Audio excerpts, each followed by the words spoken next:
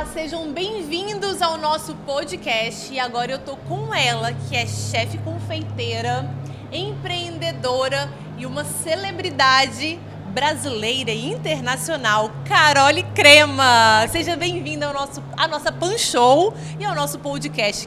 Que arrasa a sua palestra. Obrigada. Olha, é uma honra fazer parte desse evento tão lindo, que está colocando luz, né, não só na panificação, mas principalmente na parte das doceiras, né, das mulheres boleiras aí, tão talentosas. Eu estou muito feliz e muito honrada de estar aqui. Muito obrigada. A sua palestra, eu já tinha te visto antes, palestrando, e toda vez que eu tenho contato com você, eu sinto o amor, a paixão e a leveza que você traz da confeitaria pra gente. É como se fosse tudo muito orgânico. Como que você descreveria a Carole Crema? A Carole Crema é uma pessoa muito inquieta.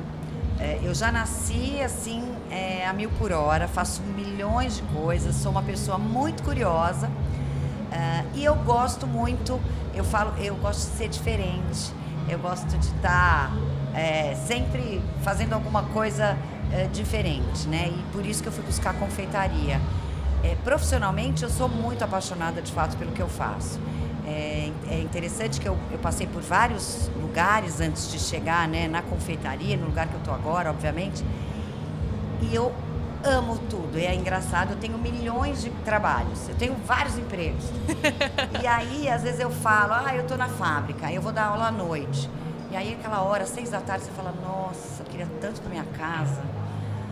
A hora que eu ponho os pés na escola e começo a dar aula, parece que vem frescor todo novo e eu entrego com muita paixão. Eu amo resolver meus problemas na fábrica, eu adoro estar aqui, estar com as pessoas, receber esse carinho. Então, realmente, eu sou uma pessoa de muita sorte, porque eu consegui achar o meu lugarzinho, né, nesse mundo, né, e ter essa paixão pelo que eu faço. Eu gosto muito mesmo. Então, a Carole é uma pessoa muito apaixonada pelo que faz e por gente. Eu gosto de gente. Muito. Então, eu acho que também isso, quando eu falo para as pessoas, né, é sempre com muita, é isso que você falou mesmo, transparência, leveza, né, e eu tento ser o mais generosa que eu posso, porque é isso, eu gosto de gente, eu quero que todo mundo tenha a oportunidade de se destacar, de também conseguir fazer com excelência o que faz. Então, para mim, muito. E por fazer esse diferente, eu imagino que durante a sua trajetória já deve ter ocorrido críticas. Muitas. Como que você lida com isso? Eu acho que isso é até uma dica, né, para as confeiteiras, para os panificadores também que estão nos ouvindo, para quem está começando a empreender no setor, como lidar com essas críticas? A crítica, ela é uma consequência do nosso trabalho, né? É quase impossível se você tiver um pouquinho de destaque, você não está suscetível à crítica. A crítica, ela pode funcionar de duas maneiras, né? Uma é você ouvir, sempre a crítica tem que ser ouvida e absorvida, entendida, né? Então, por que eu estou sendo... Qual é o sentido dessa crítica, né? Realmente eu errei a mão aqui, né? Realmente eu não escolhi o caminho certo? Ou, não, é só porque eu estou fazendo alguma coisa fora do comum, eu estou sendo criticado. Então, primeiro a gente entender isso, né? Ter muita humildade para eventualmente falar, poxa, não, realmente, não é por aí. Essa crítica serviu para mim como uma lição de mudar um pouquinho a minha rota e me ajustar, né? Já aconteceu com você? Muito, né? Muitas vezes. Eu fui muito criticada. Porque tem gente que é maldoso, né? Não, tem alguns críticos que são... Eu tenho a sorte dessa parte da maldade ter me atingido muito pouco. Mas eu sofri muita crítica justamente por ser diferente, por fazer um trabalho... O meu trabalho é muito autoral. Eu faço as coisas de verdade muito da minha cabeça ou que eu tenho vontade. E com isso veio muita crítica, né? E aí, assim, até eu conseguir um espaço, né, na minha área, eu fiz um trabalho que eu me dedicava a alguns produtos para os críticos. e outros produtos para mim e, consequentemente, o meu público. Porque, obviamente, o meu público desde sempre entendeu o que eu fazia. Eu faço bolo super recheado. Então, se a pessoa quer um bolo super recheado, ela vai encontrar ali. E eu sempre tive tranquilidade com isso. Mas eu passei um tempo cedendo às críticas no sentido de dizer, eu fazia sei lá, a minha linha de ovos de Páscoa, tinha 2 que eu falava, não, esses 2 são... Seria com aqueles ingredientes requintados? Seria isso? Exatamente. No meu caso, eu sempre fiz doces muito simples, doce de verdade, né? Ai, que delícia. É o que a gente gosta, que é né? o que a gente gosta, né? Mas, pros críticos, era isso. Não, tem que ter lavanda. Ok, eu faço uma coisa com lavanda, eu faço um negócio com amêndoas, até para mostrar, olha, eu sei fazer isso, mas o que eu gosto, o que vende é isso. Então, por um tempo eu cedi, né? Depois que eu acho que a gente vai criando uma casca, né? E aí eu acho que o que eu falei lá, a gente tem que ter coragem. O dia que eu entendi, falei, não, eu já posso assumir que é isso mesmo e eu não vou fazer mais nada para agradar os críticos. Eu vou fazer para agradar ao meu público, que eu acho que a gente tem que considerar como mais... o crítico mais exigente é o seu público, é o seu cliente que vai lá toda hora, que vai todo ano comprar o seu ovo de Páscoa ou o bolo de aniversário da família. Esse é o crítico que a gente tem que mais prestar atenção, porque é o que vai pagar nossas contas e é o que vai sustentar o nosso negócio, né? Quando eu entendi isso, eu falei, agora é isso. Eu sou esta personalidade nos meus doces e ela vai ficar assim. Mas não é fácil. Então, eu acho que a gente precisa saber ouvir, sempre. Ouvir e tentar entender se é um ponto, de fato, para melhorar, né? Ou não. Ou vai ter coragem, vai falar, é assim mesmo e vamos embora. Sabedoria sempre. Como transformar o talento em um negócio? Porque tem muita gente talentosa por aí, mas o negócio é aquele estalo. São coisas muito diferentes. Isso eu aprendi a duras penas, né? A diferença do talento, ou da vontade de fazer uma coisa e ter um negócio. São coisas completamente diferentes. Eu costumo falar que para você ter uma confeitaria, talvez, de sucesso enquanto negócio, talvez a última coisa que você precisa é saber uma boa receita de doce ou de bolo, né? Hoje, né, eu acho que nos tempos de hoje, o mais importante, quando você vai abrir um negócio, não é o que você ama, a sua paixão, é o resto. Eu abri sabendo fazer doce. E eu não sabia fazer mais nada. E esse resto seria o que você elencaria? É a gestão, né? Então, comprar, administrar funcionários, fazer a gestão financeira, administrativa, entender de tributação, entender de, sei lá, precificação. Essa é a parte que eu acho mais importante num negócio. A paixão vem junto, né? Agora, saber fazer o bolo é o último. Porque a paixão te mantém firme ali. Exatamente. Porque não é fácil, pelo que eu vejo aí, pelo que eu converso, né, com os empresários do sindicato, da associação, não é fácil, é muito burocrático. Às vezes eu participo de algumas reuniões e eu falo, meu Deus, tem isso tudo, eu só chego lá na padaria e como aquele negócio gostoso. Exatamente. Tem tecnologia, tem você estar à frente, né, sempre com o que é de mais moderno, que é melhor em termos de tecnologia de ingrediente, etc. Tem um trabalho muito importante, que é um trabalho de compras, de você ir atrás, de você desenvolver bons fornecedores. E a parte de gestão, eu não posso nem dizer que, cara, eu fiz muita coisa errada por não saber disso. Então, hoje eu comecei assim, eu sou talentosa fazendo comida, mas isso não é suficiente. Eu acho que ela é um fator. E o que você falou é muito importante.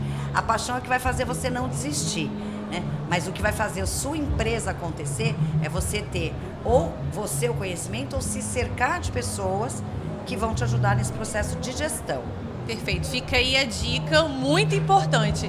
Carole, vamos falar sobre consumidor. Você já está no mercado há um bom tempinho. O consumidor tem mudado? Ele mudou? Isso é importante a gente fazer esse tipo de análise? Sempre é. Eu acho que a gente entender o consumidor é a base central para você criar um cardápio, para você desenvolver uma linha de produtos, né? O brasileiro, apesar de ter uma característica, né? Nós gostamos de brigadeiro, né? De quindim, de doces muito doces. O brasileiro tem a sua característica cultural ao se alimentar, né? Ou escolher o que ele come. Mas, com a abertura, então, vamos desde lá de trás, a globalização, agora as mídias sociais que nos aproximam do mundo inteiro, o brasileiro, como todos, está curioso. Então, ele vê uma coisa lá fora, ele segue lá um Instagram de um restaurante, de uma doceria fora, ele quer tentar achar isso aqui, né? Porque a gente não tem acesso, a gente não pode viajar para comer toda hora, mas a gente vê o que está acontecendo, né? Então, acho que são essas adaptações que são importantes. Você trazer o que é diferente, trazer uma novidade, mostrar que você também está atento, o cliente está mais atento. Outra coisa é a quantidade de oferta. Tem muita gente em todas as áreas, né?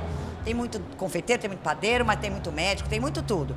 Com isso, eu falo, a régua vai subindo, o cliente vai ficando mais exigente, ele vai aprendendo o que é bom.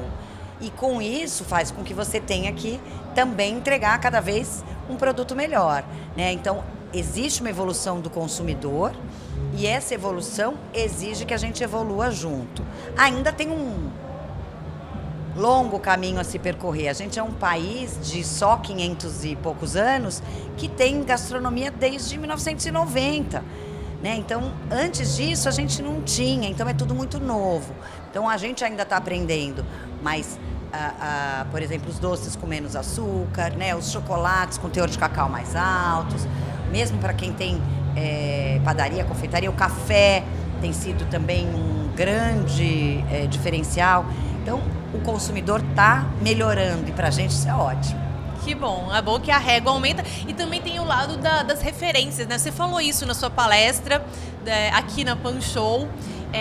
O consumidor, ele tá viajando mais, ele tá tendo acesso pelas redes sociais também a peças de artes, a arquitetura diferente, a mais livros, a mais séries, né? Sim. Então isso tudo a gente traz, dá para trazer também para culinária, dá para trazer também para confeitaria.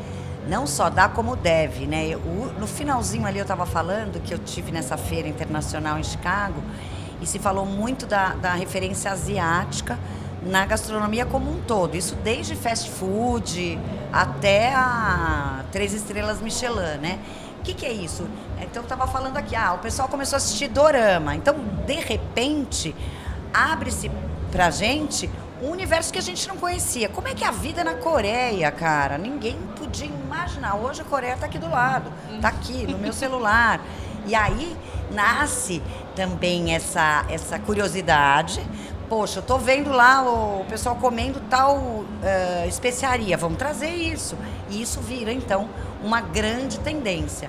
É isso, é entender que o mundo está inteiro na nossa mão e como a gente faz para trazer esse mundo mais perto dos nossos clientes, né? Por falar em tendência, a Panshow tá cheio de novidades e eu gostaria de saber, não sei se você teve a oportunidade de já circular, porque todo mundo se cercando aqui, qual a importância, né, de ter feiras como a Panshow? É super importante que nós, profissionais, que a gente saia das nossas cozinhas, dos nossos negócios, para ver o que está acontecendo. Por quê? Do mesmo jeito, né, que a gente estava falando aqui da mídia social, a tecnologia está cada dia mais rápida. Então, sempre tem alguma coisa nova, sempre tem alguma coisa que pode nos ajudar. E se a gente não sai, não vem à feira, olha, e aí é olhar de verdade, né? O que essa máquina faz?